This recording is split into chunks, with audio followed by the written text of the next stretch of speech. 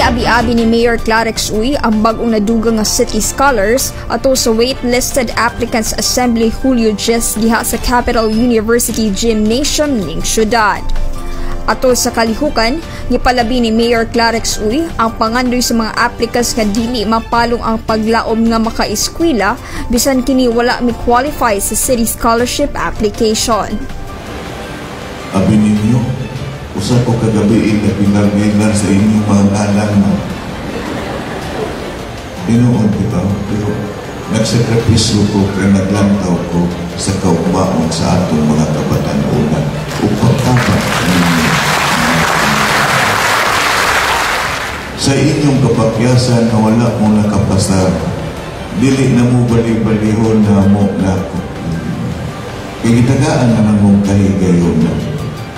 Apan, tungod, dili ko gusto ang inyong paglaom. Ako ang inundan na mapalong ang maong paglaom.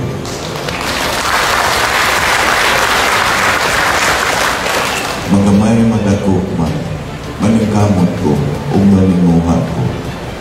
Matabangan mo para sa inyong kaugnay. Dugang ni ini gipahinumduman ni Mayor Clarex Uy nga dili usikan ang higayon sa pagdawat sa scholarship ingon nga kini usa ka talagsaon nga oportunidad. Sa laing bahin, mitambong usab sa kalihukan sila si bagong chairperson sa Committee on Education, City Councilor Moreno Jing Daba IV, uban ni kanhi Committee on Education Chairperson City Councilor Suzette Magtahas Daba, kinsa maoy mi-offer sa City Scholarship Code of 2018, mga personahe sa FINMA COC, mga personahe sa City Education and Development Office Concedo, pinangunahan ni SEDO Department Manager Richel Pitalco Rindahay, o mga personahe sa City Mayor's Office. Mukaba sa 630 ka waitlisted applicants, uban sa ilang mga ginikanan ang misalmot sa unang batch sa waitlisted applicants assembly ning adlaw.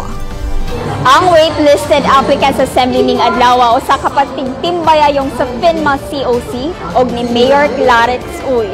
Kini gitawag og HKMKU Scholarship Program kansang tumong ang mahatagan og higayon nga makaskwela ang mga city scholar applicants nga wala mi-qualify sa City Scholarship Program ug ang atong mga out-of-school youth. Kini si Monica Borja, kauban sa kamera, Janelle Mary o Kim Zaldivar. Alang sa City Hall News Update.